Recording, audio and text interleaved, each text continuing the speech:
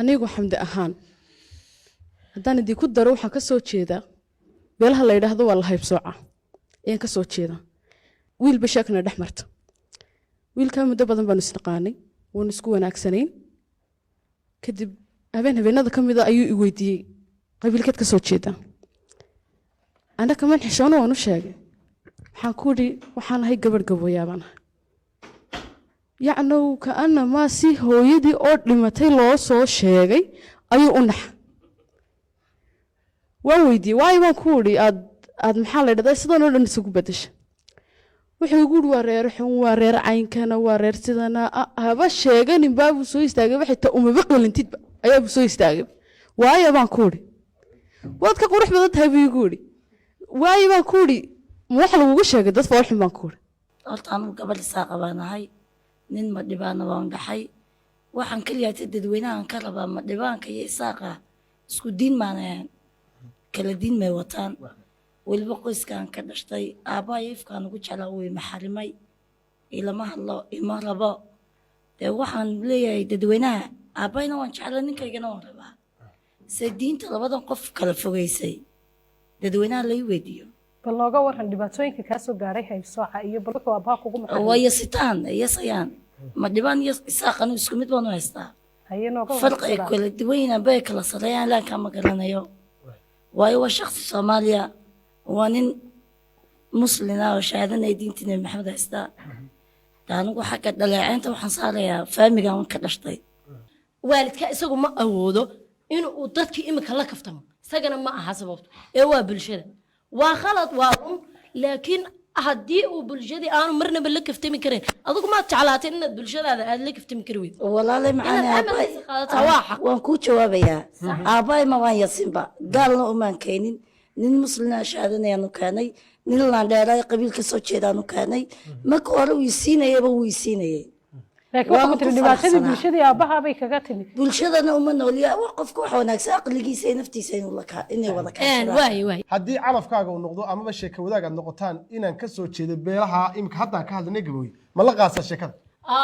waan la qaadan lahaa anigu waana jeclay laakiin sababtaa ah in ay waalidkii aanay ku faraxsanayn marka aslan waalidkii meesha aan ku faraxsanayn ma geli farxadaydaanu ma raba ma danaynin hataa inaan ha ahaado inaan isaaqa ha ahaado waalidkii haddaan ku faraxsanayn anna ma doonin in qoys islaama oo ashahaadanaya in la dhisaa ma khalad ba mise waa sax waa sax okay su'aal kale in la dumiyo qoys islaama without reason bila sabab waliba ma sax ma soo khalad صحنا ما قلنا ما لكن وحا قلنا اوكي إير aan dhamaysta hadalkayga nin islaam baan guursaday ashahaadanaya reer baan dhisanaya ubad baan dhaqanaya wala sunnihii rasuulka kaleey salaatu wasalaam aabahay diyaar waxa uu u yahay inuu dumiyo qoyskayga sabab allaali iyo sabab uu ninkan u diidayaana maba jirtaba sababta uu igu diidaya kan maxay tahay waan ka soo horjeedsanaya aabahay waay su'aashu waxay ka taagan tahay Sheekh Maxamed waxay ka taagan tahay waalidkaagu haddii uu ku idhaahdo gabadhaasi ka soo jeeda beelaha gabooy kuma ogoliyo fur miyaad furasaa mise amarka waalidkaaga waa diidaysaa bay su'aashu ka taagan tahay amarka waalidka waa la diidaya amarka waalidka waxna lagama soo qaadayo laakiin anagu waxaanu ka hadlaynaa hadda waxay ahayd aslanba waxani waa duni guurku hadduu waalidkaada kugu yidhaahdo inantan iska daa waa inaad waalidka uga tanaasushid meeshay haysatay inantaas way ku saxan tahay baan leeyahay laakiin qodobkan waa laga soo saarayaa yacni xukunkii markasta in la dhaho maaha sidiisu ku soconayaa diinta waxyaalabaa jirta laga soo saaro isagoo sidaas wax u jiro haddana waxyaalabaa jirta laga soo saarayo waxyaalo ka weyn daraaddeed waayo tani waxa weeyaan dee qoys dhan iyo dad dhan oo la yasayo sababtaasaa laga soo reebay walaqad karamnaa bilaadan buu yidhi waad iga saartay inama almu'miniina alakhwa buu ilaahay yidhi sheekh waad iga saartay oo ma ogtahay walaaltinimo inaan diintii muslimka ku nahay aduu ma aqoonsanin marka wuxuu igaga saaray isagaa imaamkayga isagaa kitaabkii haya isagaa dastuurkii ilaahay igu soo dhiibahaya waxa weeyaan warsal ambiyaadi waa culummada ayaa halkii rasuulka iyo asxaabihii taagan wixii xun oo dhan ee diinteenna ku qaloocan imika beri maalintii dhoweyd gabadha sodohdaa laga hadlayey giddiga masaajidaad ka wada hadasheen intaasoo boqoloo sannadood aniga tikoor baad igu hayseen diiniyan oon sharci ahayn maalin qura intaad isu soo taagtay mumbarka masaajidka dadka kamaad dhaadhiceen waxaasi khalad bay inagu yihiin dadkaas waa dad muslina waa walaaladeen waxaad arkaysaa hablo soomaaliyeed oo gaala guursatay waa seediga baad leedahay ninka gaalka ee gabadhaa qaba waa ninka inanta waad ku faraxsan tahay anigoo shahaadanaya markaa diintaasi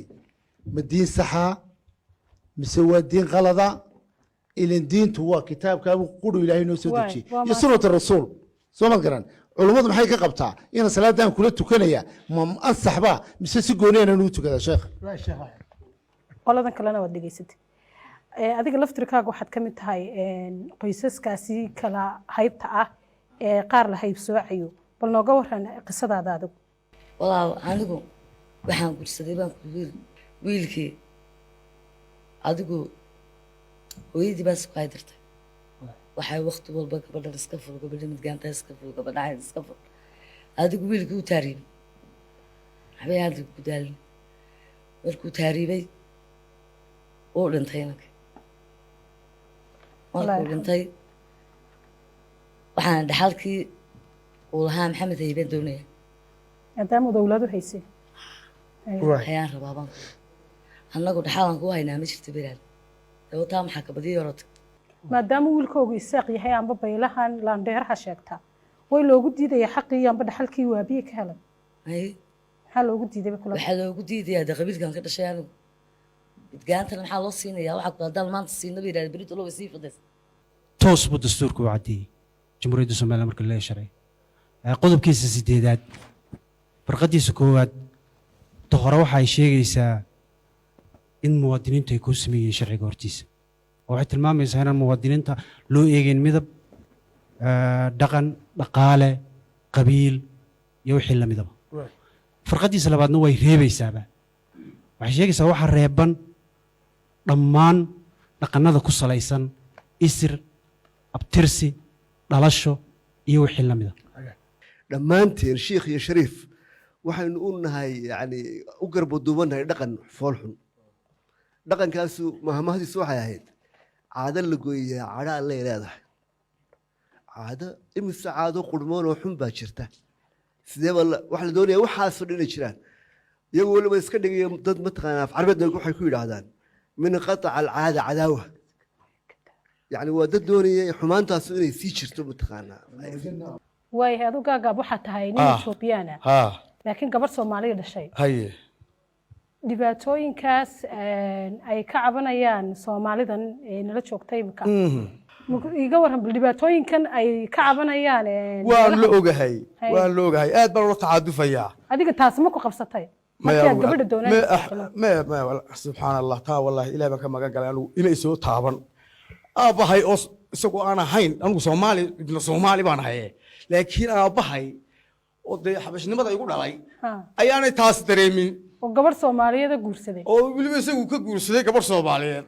haddaba inagu dadkeenani minority ma aha oo calaamadaha minority-ga ma soo galaan minority-ga marka la leeyahay waa bulsho ku dhex nool bulsho kale oo laga tiro badan yahay oo dadka ka aragti duwan yacni ka muuqaal duwan kani waa kula muuqaal waa kula